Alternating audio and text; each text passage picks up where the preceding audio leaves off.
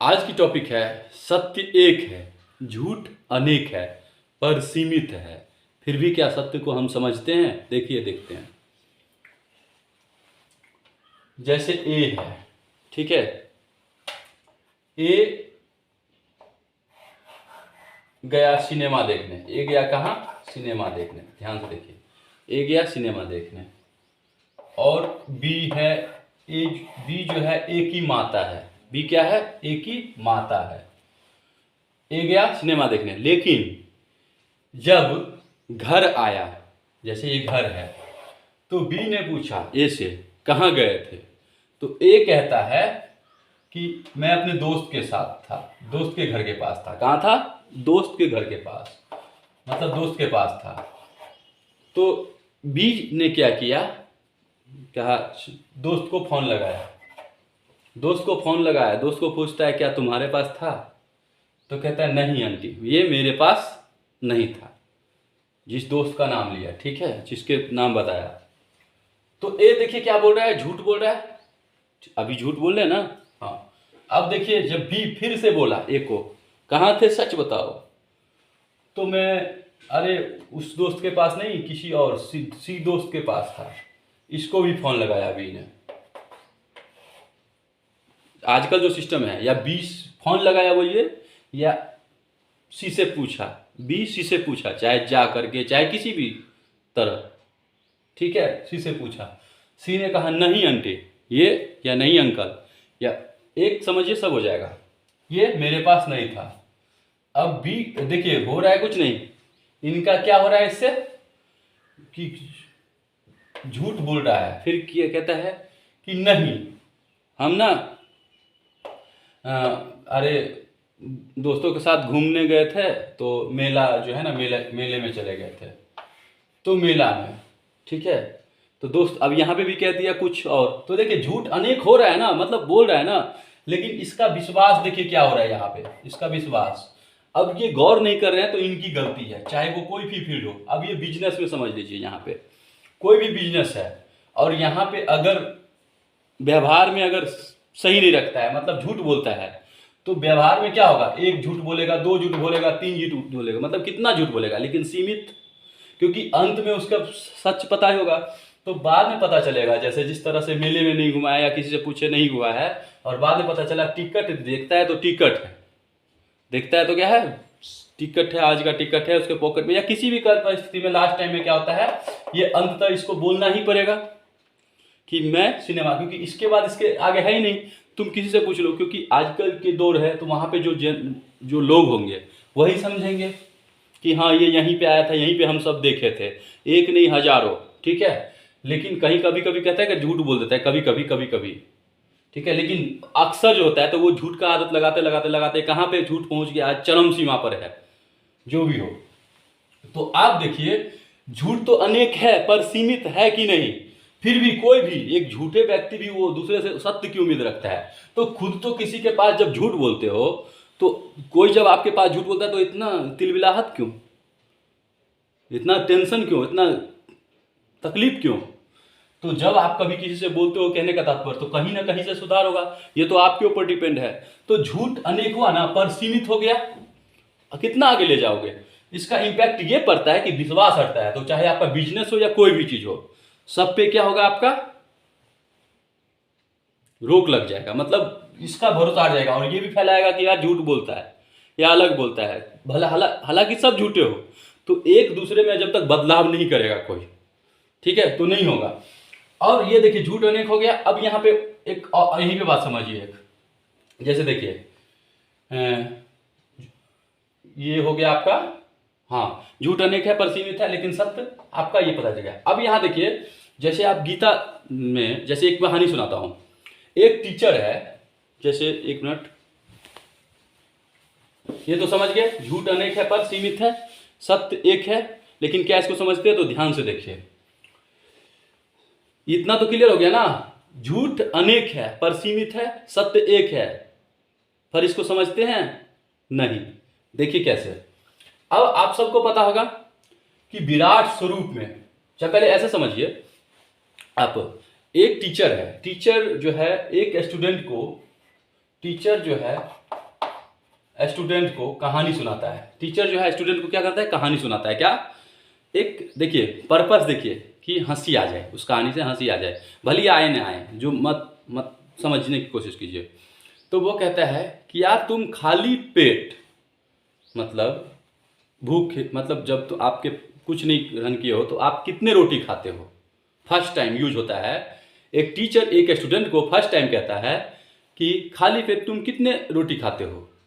तो स्टूडेंट कहता है सर मैं 5 रोटी खाता हूँ, कोई कहता है 6 रोटी खाता हूँ। तो टीचर कहता है अरे तुम ये बताओ, जब तुमने 1 रोटी खा लिया तो खाली पेट रहे कहाँ। तो कहता है बात तो सही है ही। तो पर्पस क्या हो गया, ये आपको समझाने के लिए हुआ। तो आप फर्स्ट टाइम क्या सुने, रोटी वाला, फर्स्ट टाइम क्या सुने, रोटी वाला। अब इसको क्या किया, किसी ने समझ गया अच्छे से, और कोई जाएगा अब किसी अपने दोस्त के पास, वो दोस्त कहेगा मैं एक चुटकुला सुनाऊं, चुटकुला सुनाऊं, तो कहेगा क्या, तो कह रहा है 1 मिनट तुम ये बताओ खाली पेट कितने कचरी खाते हो। तो वो कहेगा 3। तो कहेगा अरे यार खाली पेट पहले तो 1 कचरी खाओगे तभी तो दूसरा कचरी खाओगे। अब बहस का तो कोई अंत ही नहीं कि एक ही बार 4 डाल रही है जबरदस्ती का, समझ गए ना। तो यानी कि देखिए पहला वर्ड किसने यूज किया, रोटी पे, उसका उदाहरण कहां पे दिया, वहां पे हुआ ना, सेम टू सेम है, सब कुछ सेम है। वहां पे रोटी को हटा के क्या कर दिया, कचरी कर दिया। तो उसका मत क्या हुआ, मतलब मतलब समझाने की तरह से देखा जाए तो क्या कह रहे हैं उसको कि है एक ही ना, मतलब कि जोक, जो कहते हैं ना जोक मार दिए, मजाक कर दिया, ऐसे हंसे हैं यार खाली पेट तुम 1 कचरी, पहले तो 1 कचरी खा ली तो 2 कहाँ से खाओगे।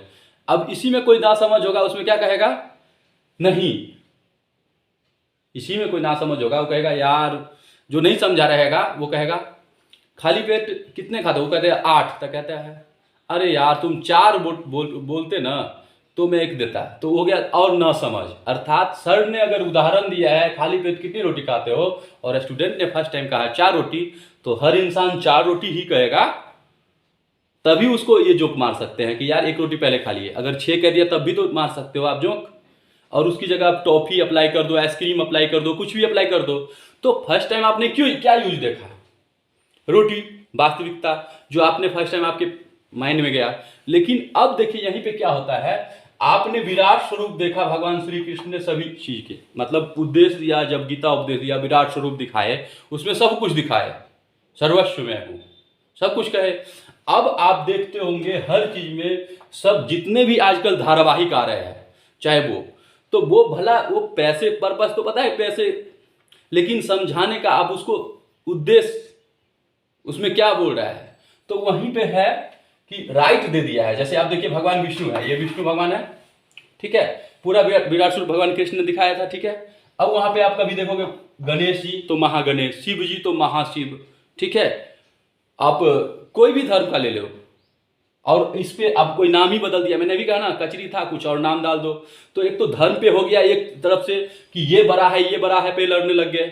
सबका उद्देश्य देखिए क्या है, जिस तरह उसका उद्देश्य क्या था, जो मजाक कर रहे हैं, उसी तरह उद्देश्य क्या था, उद्देश्य था लोगों को समझाना। जब वो खुद कह रहे हैं कि सर्वस्व मैं हूं, सब कुछ मैं ही हूं, ठीक है, लेकिन उद्देश्य क्या था कि समझो, सही और गलत को समझो।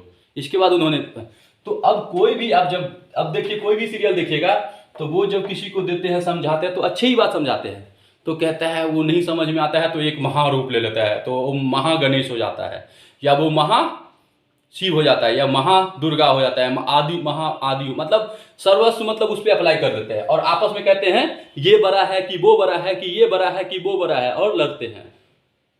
वही हुआ ना, सेम पर्पस देखिए, उद्देश्य, क्योंकि सबका मैसेज एक ही है, सही का साथ देना। लेकिन सही को क्या समझ पा रहे हैं, नहीं, आपस में ही लड़ते हैं, ये लड़का है वो बड़ा है, और कोई नाम ही चेंज कर दिए इसका, अब उसका नाम बदल दीजिए, जैसे कुछ अलग धर्म के अलग कुछ रख दीजिए, लेकिन मेन सच्चाई बदल जाएगा। जिस तरह वो टीचर ने सबसे पहले स्टार्ट किया था, तो मेन उस टीचर को जाता है कि मेन वही है, क्योंकि यहां से ही उस चीज का उद्भव हुआ है। तो फिर उसकी जगह आपने अपना नाम रख लिया और आप दे दिए, तो क्या आप हो गए? या आपने कुछ चेंज कर दिया उसमें, तो क्या हो गया? कचरी। अब यहाँ पे फॉलोइंग सिस्टम का आजकल जमाना चल रहा है। उसने कचरी वाले कहानी सुन लिया हजारों आदमी, और रोटी वाले जो है 10 सुने। तो लेकिन ये भी तो जानता है कि हमने तो रोटी से ही सीखा है, और अपना नाम अपना चीज करके कचरी कर दिए इसका नाम, या कुछ और रख दिए, टॉफी रख दिए। तो है तो एक ही चीज ना, उद्देश्य। तो इसीलिए कह रहे हैं कि आजकल कितने भी होते हैं, मतलब आप जितना भी चाहे किसी भी फील्ड में झूठ को जितना बढ़ावा दीजिएगा, तो अगर आपके साथ भी वैसा होता है तो रोइए मत, गिड़गिड़ाइए मत कोई, ठीक है? मेरे साथ ये हुआ, और कहीं ना कहीं से आप रोक लगाइए। फिर एक बार कर सकता है, दूसरी बार नहीं कर सकता है, फिर उसका तोड़ क्या है वो आपको बखूबी पता चलेगा कि आजकल जो सिस्टम चल रहा है, क्यों सीसीटीवी लगा, क्यों जरूरत पड़ रहा है। विश्वास भरोसे हर चीज में।